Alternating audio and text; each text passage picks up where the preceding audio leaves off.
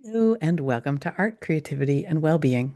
This is the show where we are always working to support you in bringing as much care and love for yourself as you do for those in your life and your world. Um, Welcome. Glad you're here. I am Kay Locke Culp. I am a coach, I'm a creator, I'm a facilitator, and I am a woman who used to need a wheelchair and then through hiked across northern England, which only happened because I started bringing the same care and love for myself that I had been bringing to everybody else. So, um, and today I'm excited because it's the third of what it turns out will be four installments of this series on aliveness, on cultivating aliveness and really what's required to feel alive. And I'm glad you're here. I'm excited to hop in. So, the first question of the first part of the series was, what makes you feel alive? And then the last edition of the series, we spoke of the first of these three A's to feel alive. That was awareness. Today's is acceptance. And then next time will be agency. And yeah, we spoke of awareness.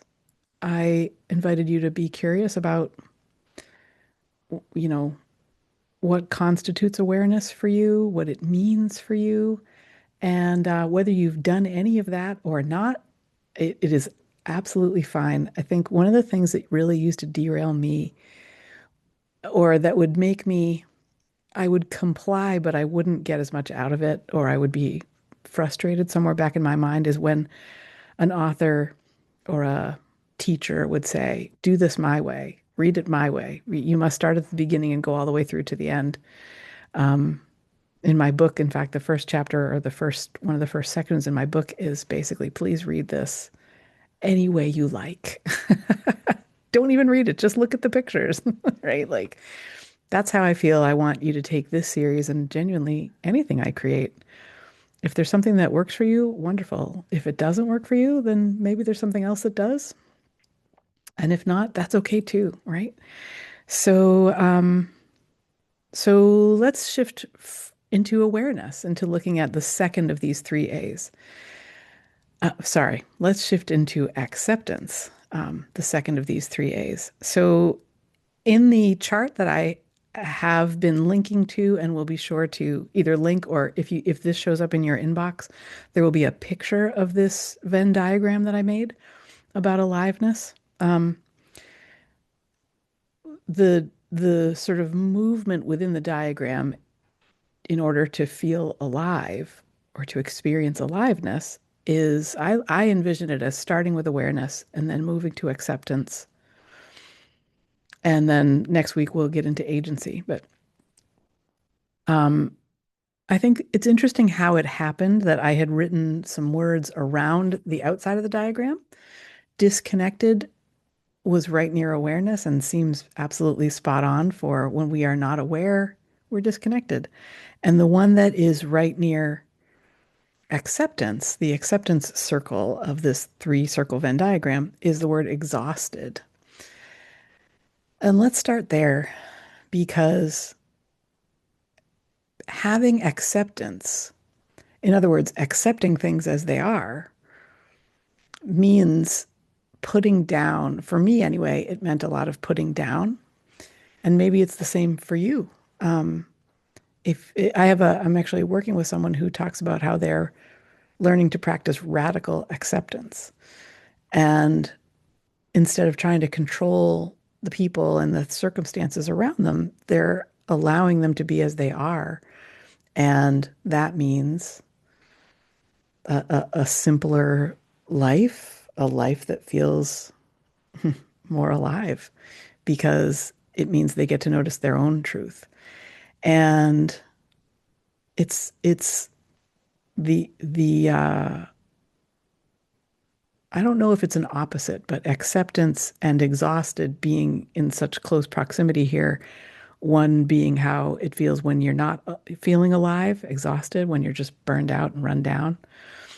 being so close to acceptance, um, I think it's really a great vehicle into understanding acceptance.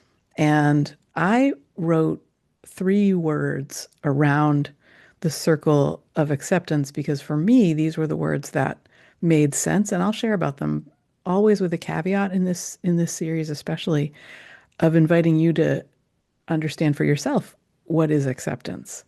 It doesn't have to be what I say it is. It can be what you think it is, right? So I think of acceptance for myself as being able to see what I want, or maybe I'll say what my brain wants, and understanding that sometimes my brain isn't going to get what it wants.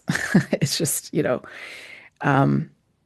I maybe one of the thoughts that would come up is I can wish away everything from living with a tendon condition that still limits my hands quite severely and still requires daily body maintenance above and beyond what I'd ever thought it would. But wishing that away doesn't make it go away, right? And that for me, to be able to really sit and go, okay, that's what that is acceptance. And then the three sort of qualities that I came up with that feel like they fit in this part of the diagram, the acceptance part, are I called it own business minding, curiosity, and trust. And own business minding is the practice of minding our own business. And this has really arrived in two ways that I see it working in the diagram or in feeling alive, because it isn't all about having it work in the diagram. It's about having it work for someone to feel alive. So we can mind our own business because we are not involving ourselves inappropriately in others' business. It can be about waiting until we're asked to support. It can be about listening instead of doing things that the person doesn't want us to do when really what they want is a listening ear. There's a lot of accepting in that, right? And own business minding can also be about simultaneously noticing what I've come to think of as our own truth.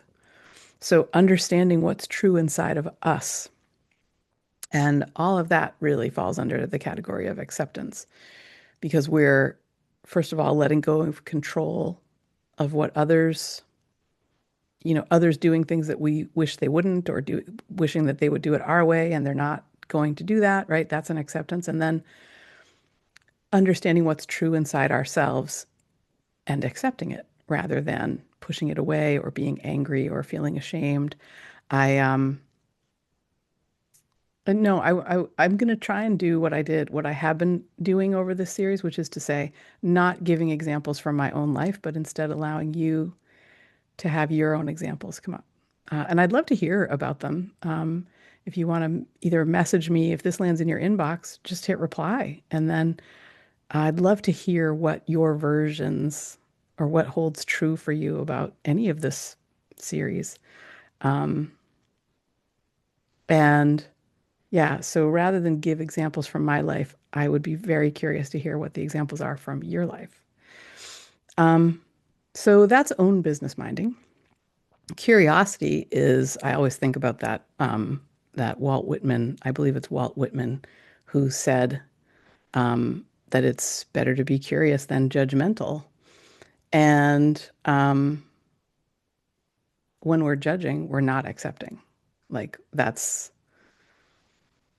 they are opposites in a lot of ways. When we are sitting in judgment of something, it is it's the energetic opposite of saying, okay, I accept that, right? Because when we're judging, we're basically saying like, I don't agree, I don't like that, I don't want that, no, no, no. But the truth is that that's not acceptance. So to be able to have curiosity about someone's experience or about a situation or a circumstance instead of judging it is acceptance. And that's really what we're doing here today. And then the third aspect of it is trust. And trusting, how to say this? It feels like trusting is something that, whether it's in ourselves or in relationships, um, it can feel like it goes against the grain. It can feel like, well, if I trust, what if they betray that trust? Or what if my trust is not uh, well placed? Or and and it can feel so mm, it can feel so hard to trust, I think. And that's because we want things, our minds want things to be a certain way. And when they're not that way, that's hard for our brain, our psyche. And yet, wishing that it was a full moon when it is in fact, I don't know, a new moon doesn't make it become a new moon until the cycle of the moon moves around to when it is. And those are the components of acceptance as I see it: own business minding, curiosity, and trust. And I think that's where I'm going to leave it for this episode. Let's make this one a shorty pants episode. I would be super curious to hear your thoughts on how this fits into aliveness for you and really what acceptance means for you. And, even it isn't so much about sharing with me, although I would love that. I think what would be a really cool thing is if you took the idea of acceptance out on a walk or out on a drive or into as a topic of conversation with friends or um, a therapist or a coach or something, right? Like these are some of the big underlying themes in our lives. And it's not about sharing that with me, eh? It's about understanding it for yourself. And so I'm cheering you on as you do that. And I'm wishing you well. I hope that this is a series that is helpful, and I'm excited to get into the last part of it with you next time on agency. Oh, actually, I just realized there's another section of the diagram that pertains to acceptance that I wanted to take you into today. So, for those of you who have not looked at it, the diagram has these really interesting places in it where the opposite of the thing that helps us feel alive, the opposite of the A, whichever of the three A's we're looking at, sits these things that are not that, right? So the opposite, if you don't have acceptance, then you might have suspicion, anxiety, an attempt to over control. And the beauty of this is that we can place ourselves in it and say, wait a minute, we can look at the diagram, right? And we can say, okay, I am feeling not trusting. I'm feeling very suspicious. I'm feeling anxious. I am trying to control things that even I can see I shouldn't be, although I want to. And then we can look at what is opposite that in the diagram, and we can see, oh, that's acceptance. If we don't have acceptance, these are some of the ways that we feel. And it can help us understand what we need to feel alive. So there was that point that I really wanted to remember to share with you today as well. Um, and I think that's it for today. I am really wishing you well and hoping this is something at least of interest. And I'll see you next time. Thank you for listening to Art, Creativity, and Wellbeing. We'll be with you in a week. All right. Lots of love. Bye bye.